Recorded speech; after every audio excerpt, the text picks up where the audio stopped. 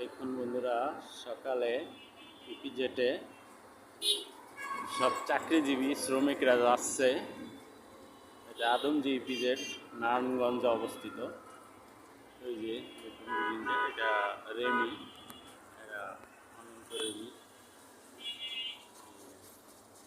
কি অসাধারণ ভিউ।